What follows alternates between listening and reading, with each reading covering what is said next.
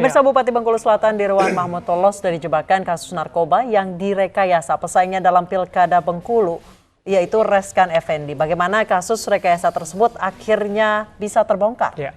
Kami akan berbincang langsung dengan Bupati Bengkulu Selatan Dirwan Mahmud yang menjadi korban kasus rekayasa tersebut, yang saat ini sudah hadir bersama kami dalam studio iNews TV. Assalamualaikum, selamat petang Pak Bupati.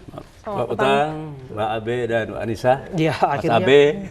akhirnya terbongkar yang selama ini diberitakan, sempat viral tahun lalu bahwa seorang bupati diduga terjebak narkoba, dan pada akhirnya 4 hari yang lalu BNN sudah merilis ada 7 tersangka yang terlibat dalam perekayasaan kasus dan Anda lah menjadi korbannya. Seperti apa duduk perkaranya, Pak? Saya sendiri barangkali merasa ya agak-agak tidak percaya tadinya bahwa ada seorang mantan bupati dan sekda aktif saya yang melakukan sebuah rekayasa yang luar biasa ini, saya pikir. Ya, walaupun saya tahun-tahun sebelumnya pernah dijebak juga. Tapi sekarang ini saya tidak percaya sebenarnya. Tapi dikarenakan ada informasi di BNN bahwa orang dalam sendiri dan pada akhir sekda dengan mantan bupati dan ada pejabat-pejabat di pemerintahnya juga yang terlibat. Di samping itu ada Kabid Berantas Narkoba sendiri. Oke, Pak Bupati, bisa Anda jelaskan seperti apa tersangka ini menjadi lawan politik Anda sejak tahun 2010, benar Pak? Iya, 2010 saya sebagai pemenang pilkada di Bengkulu Selatan, saya digugurkan di MK. Gue ke MK, ya ketika itu Pak Akhil Mukhtar. Ya, panjang ceritanya nih Pak ini. Akhirnya saya gugat ya.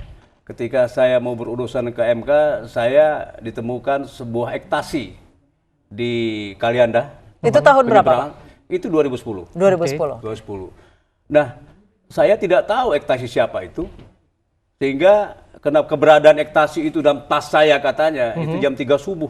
Ditangkap ini dalam kondisi ya ngantuk-ngantuk, saya nggak ngerti ketika itu. Sehingga saya harus mendekam di penjara 2 tahun 10 bulan. Cukup lama. Baik, setelah itu Anda juga mengalami kasus yang sama, namun kali ini sudah dikonfirmasi bahwa itu merupakan rekayasa. Ya. Yang tahun 2017. Saya ingin tahu duduk perkaranya seperti apa waktu itu, Bapak ada di mana dan rekayasa apa yang Bapak alami? Ya, saya merasakan barangkali waktu itu saya tidak terpikir sama sekali ini. Pagi-pagi saya diundang di sebuah tempat masjid hari Isra Mi'raj. Ya.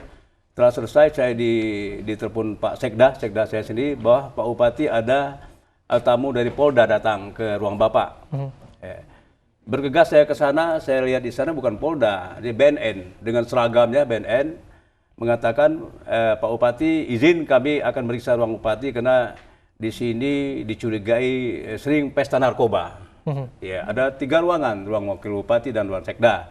Padahal ya setelah saya tahu sekarang ini keberadaan beliau sebelum masuk ruang saya itu sudah beberapa lama di ruang Sekda. Sudah beberapa lama di ruang Sekda. Jadi, padahal mereka mengatakan akan memeriksa ruang Bupati, ruang Sekda, ruang Pak Wakil Bupati. Saya persilakan masuk. Saya persilakan masuk dengan Kabid Berantas ya, AKBP itu. Ketika itu juga masuk bukan mencari tempat meja kerja saya, langsung ke kursi tamu. Dan masuk kursi tamu, dilihat di sana kursi tamu itu ketemu barang itu. Ini agak sebuah kejanggalan, sebab bajudan saya masuk menemani mereka itu dari pintu saya langsung menuju kursi tamu, bukan ke meja saya, ya menemukan barang itu. Baik, ini kan sudah jelas bahwa RE yang diduga lawan politik Anda masa lalu adalah otak dari rekayasa ini. Lantas pertanyaan terakhir saya, seperti apa harapan Anda memulihkan nama baik Anda, kemudian Anda juga sebagai pejabat publik yang tentu saja memegang amanah dari masyarakat Bengkulu Selatan? Saya pikir saya akan memberikan ruang yang cukup dengan BNP untuk memeriksa para tersangka, dan saya masih yakin masih ada orang yang belum menjadi tersangka. Baik. Saya masih punya keyakinan itu.